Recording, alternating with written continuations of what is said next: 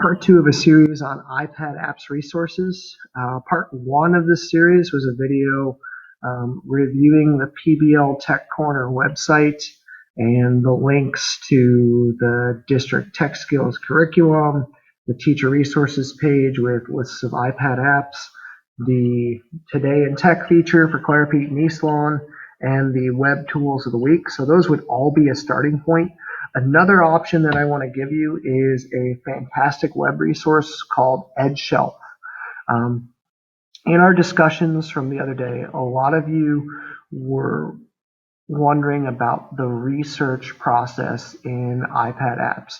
How do you choose what works for a specific grade level or subject area? How do you find the quote-unquote best apps for your students?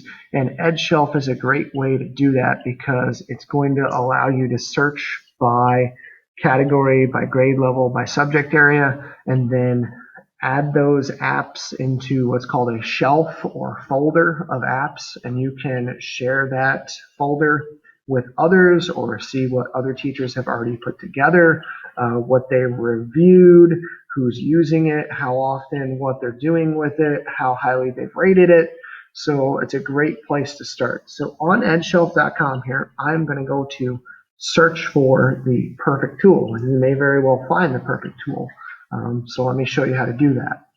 I'm searching for tools, not people's shelves or specific members, but just the tools themselves.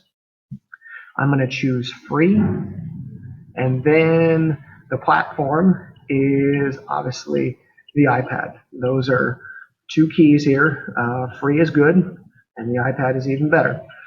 In terms of subjects, this site is built for K through 12, so as you can see, there's everything from the ACT to the alphabet here. So let's keep our subject choice fairly simple, math and not Mandarin Chinese. That may not end well. The age range, it's not by grade level, it is by age range, but I'm going to choose age 7 because that's pretty much in the middle of kindergarten through second grade. You may have apps that it says are age 5, but it will give you an age range of students who could find useful applications for that specific tool. So choose an age range that works for you, and then see what's available and modify it if need be. Your kindergartners may be at a lower age range potentially than your second graders who are a little bit towards the higher end of that age range. Another option that I'm going to show you but not use in today's search is by category. Some of these are, again, a bit more critical thinking or higher level order than grade school.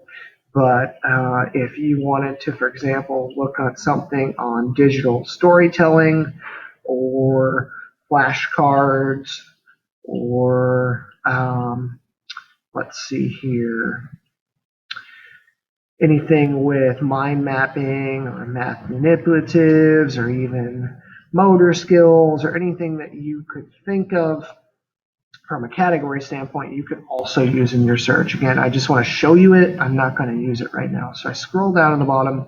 I'm going to hit search. So it is conducting my search here. Lots of scrolling. I apologize, but it will show you your search. So free, iPad, math, age 7. And it gives you a nice little grid of different apps. The other nice thing it does here is it will show you people who've reviewed it, how many other people have it on their shelf, so to speak, or how many users are currently using this tool in the classroom. So let's take a quick look at King of Math Defense. It looks pretty good here. It's not a lot of reviews yet and not in very many shelves, but let's take a look here just as an example. Again, it will show you ages of the learners. It'll give you categories. So for example, Common Core State Standards. So this is apparently aligned to that. You're going to want to double check that. Platforms, iPad, web, Android, and a subject. So it gives you a short description of the tool itself, whether it's web-based or an app.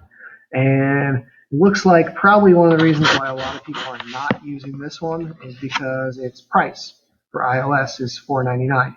But if we're using it on the web, it's free. So we might check it out on the web and then decide, do we really want to pay the $4.99? Probably not if it's web-based and we can just do it on the web, but you get an idea of why some people may or may not be using it. The other great thing, and this one doesn't have any reviews yet, but you yourself, when you sign up for an account on Edshelf, and that's simple, it's your name and an email address, these reviews are going to give you some great information from a classroom standpoint, how people use the tool, strengths and weaknesses, how it works in their specific situation, whether or not they would recommend it, and then they could give a rating on the learning curve, how easy it is to use, how engaged students are while they're learning, how effective the tool is, and then you could see other people who have it in their shelf. My apologies for the bell ringing in the background. You could also see that the app developer will have other apps usually that they've developed. So if we click on Math Games, for example, the same company has developed this one, and it looks like more people are using it, and it's in more shelves. Again, description, platforms. So this is also web-based, so we're getting sort of outside of our scope of iPad, so we might go back to that. But again, you can see the whole review process. So that's an example of Edshelf. If you have questions, please let me know. I'd be happy to help. Thanks for watching.